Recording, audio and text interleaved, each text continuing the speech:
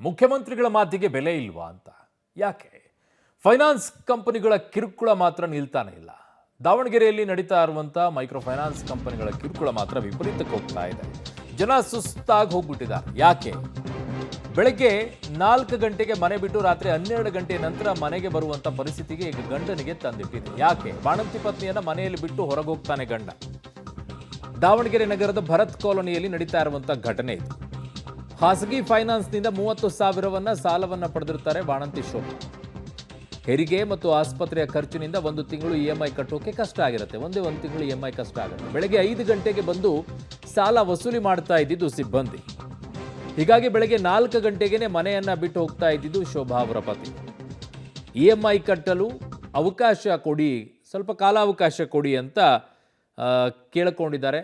ಅವರೇನು ಒಪ್ಕೊಂಡಿಲ್ಲ. ಬಟ್ ಈಗ ಸರ್ಕಾರಕ್ಕೂ ಕೂಡ ಮನವಿ ಮಾಡ್ಕೊಳ್ತಾ ಇದ್ದಾರೆ, ಅವಕಾಶ ಕೊಡಿಸಿ, ಸಮಯಾವಕಾಶ ಅಂತ. ಮೈಕ್ರೋ ಫೈನಾನ್ಸ್ಗಳಿಗೆ ರಾಜ್ಯ ಸರ್ಕಾರ ಕಡಿವಾಣ ಹಾಕಿದ್ರು ಕೂಡ ಅದರಲ್ಲೂ CM ಅವರು ಸ್ವತಃ ಒಂದು ಎಚ್ಚರಿಕೆಯನ್ನು ಕೊಟ್ಟಿದ್ದಾರೆ. ಯಾರು ಕೂಡ ಬಲವಂತವಾಗಿ ಹಣ ವಸೂಲಿ ಮಾಡಬಾರ್ದು ಮತ್ತು ಟಾರ್ಚರ್ ಕೂಡ ಕೊಡಬಾರ್ದು ಅನ್ನೋ ನಿಟ್ಟಿನಲ್ಲಿ ಸಾಕಷ್ಟು ಒಂದು ಆದೇಶವನ್ನು ಕೊಟ್ಟರೂ ಕೂಡ ದಾವಣಗೆರೆಯ ಭರತ್ ಕಾಲೋನಿಯಲ್ಲಿರುವಂತಹ ಮಹಿಳೆಗೆ, ಅಂದರೆ ಬಾಣಂತಿ ಮಹಿಳೆಗೆ ಪ್ರತಿನಿತ್ಯನೂ ಕೂಡ ಹಣ ಕಟ್ಟಿ ಅನ್ನುವಂಥ ನಿಟ್ಟಿನಲ್ಲಿ ಸಂಘದವರಾಗಿರ್ಬೋದು ಮತ್ತು ಮೈಕ್ರೋ ಫೈನಾನ್ಸ್ ಅವರು ಕೂಡ ಟಾರ್ಚರ್ ಕೂಡ ಕೊಡ್ತಾ ಇರುವಂಥದ್ದು ನಾವು ದೃಶ್ಯವನ್ನು ನೋಡೋದಾಗಿದೆ. ಇನ್ನು ಪ್ರತಿನಿತ್ಯ ಇವರು 30,000 ಸಂಘದಲ್ಲಿ ಸಾಲ ತಗೊಂಡಿದ್ದಾರೆ. ಪ್ರತಿ ವಾರ ಆಗಿರ್ಬೋದು ಮತ್ತು ತಿಂಗಳ ಕಂತಲ್ಲಿ ಅವರು ಹಣ ಕಟ್ತಾರೆ.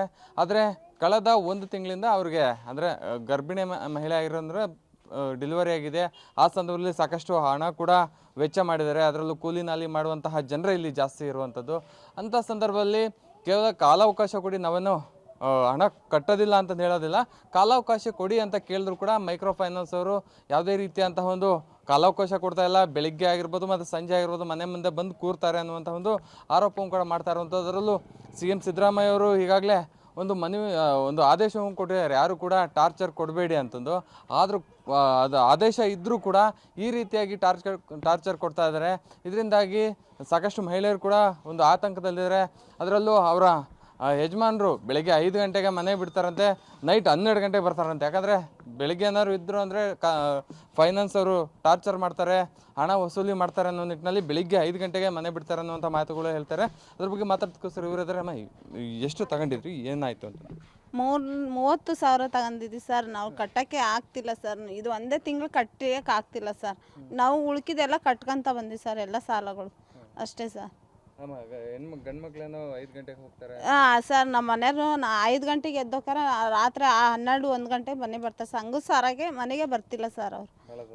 ಭಾಳ ಇವಾಗೆಲ್ಲ CM ಹೇಳಿದ್ರಮ್ಮ, ಯಾರು ಕೂಡ ಟಾರ್ಚರ್ ಮಾಡಬೇಡಿ, ಅವರು ಕಟ್ಟಿದಾಗ ಕಟ್ಟಿಸ್ಕೊಳ್ಳಿ ಅಂತಂದು ಹೇಳಿದ್ರು. ಆದರೂ ಕೂಡ ಬರ್ತಾರ ಅಂತಂದು. ಆದರೂ ಅವ್ರು CM ಹೇಳಿದ್ರಂತೆ ಸರ್, ಆದರೂ ಬರ್ತಾ ಇದ್ದಾರೆ ಸರ್. ಮನೆ ಹತ್ರ ದಿನ ಟಾರ್ಚರ್ ಕೊಡ್ತಾರೆ ಸರ್. 5 ಗಂಟೆಗೆ ಬಂದು ಬಾಕ್ಲಾಗೆ ನಿಂತ್ಕೊಂತಾರೆ, ಕಟ್ರಿ ಅಂತ. ನಮ್ಮ ಕೈಯಲ್ಲಿ ಆಗ್ತಿಲ್ಲ, ಟೈಮ್ ಕೊಡ್ರಿ ಅಂದರೆ ಟೈಮ್ ಕೊಡ್ತಿಲ್ಲ ಸರ್ ಅವರು. ಅಂತ ಕಾರಣಕ್ಕೆ ಇವ್ರು ಕಟ್ತಾ ಇರೋದು ಸರ್.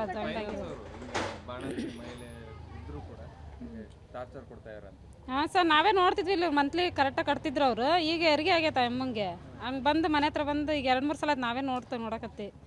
ಹಂಗಾಗಿ ಮನೆ ಹತ್ರನೇ ಬಂದು ಹಿಂಸಿ ಭಾಳ. ಹಂಗಾಗಿ ಹುಡುಗಿ ಹೇಳ್ಕೊಂಡಿದ್ದು ಇವ್ರು ಕರೆಸಿರೋದು ಸರ್. ಇದು ಹೇಳಿ ಸರ್, CM ಅವರು ಆಲ್ರೆಡಿ ಒಂದು ಆದೇಶ ಮಾಡಿದ್ದಾರೆ ಮೈಕ್ರೋ ಫೈನಾನ್ಸ್ಗಳು ಎಲ್ಲರೂ ಕೂಡ ಟಾರ್ಚರ್ ಮಾಡಬೇಡಿ ಅಂತ. ಆದರೂ ಕೂಡ ಟಾರ್ಚರ್ ಮಾಡ್ತಾ ಇರಲ್ಲ ಸರ್. ಯಾವ CM ಹೇಳಿದ್ರು ಏನು ಹೇಳಿದ್ರು ಇವರು ಕೆಲಸ ಮಳೆ ಮಾಡ್ತಾರೆ. ಅದು ಮೀಟ್ರ್ ಬಡ್ಡಿ ಲೆಕ್ಕಾಚಾರಕ್ಕೆ ಅವರು ಅಮೌಂಟ್ ತಗೊತಾರೆ. ದಿನನಿತ್ಯ ಬೆಳಗ್ಗೆ 5 ಗಂಟೆಗೆ ಬರ್ತಾರೆ, 6 ಗಂಟೆಗೆ ಊಟಿಗೆ ಯಾವಾಗ ತಿಳಿದೋ ಅವಾಗ ಬಂದೇ ಬರ್ತಾರೆ. MD ಕರೆಸ್ತೀನಿ, ನಾನು ಅವ್ರಿಗೆ ಕರೆಸ್ತೀನಿ, ಮ್ಯಾಗ ಅಧಿಕಾರಿಗಳು ಕರೆಸ್ತೀನಿ, ನೀನು ಕಟ್ಟಲೇಬೇಕಮ್ಮ, ನೀನು ಏನಾರು ಮಾಡಿ ಕಟ್ಟು, ನನಗೆ ಗೊತ್ತಿಲ್ಲ, ದುಡ್ಡು ಬೇಕಷ್ಟೇ, ನಮ್ಮ ಟಾರ್ಚರ್ ಮಾಡ್ತಾರೆ ಅಂತೇಳಿ ಈ ಥರ ಹೆಣ್ಮಕ್ಳಿಗೆ ದಿನನಿತ್ಯ ಟಾರ್ಚರ್ಷನ್ ಕೊಡ್ತಿದ್ದಾರೆ. ಅವ್ರ ಗಂಡಂದ್ರು ನೋಡ್ರಿ ಪಾಪ ಇದೆ, ಬೆಳಗ್ಗೆ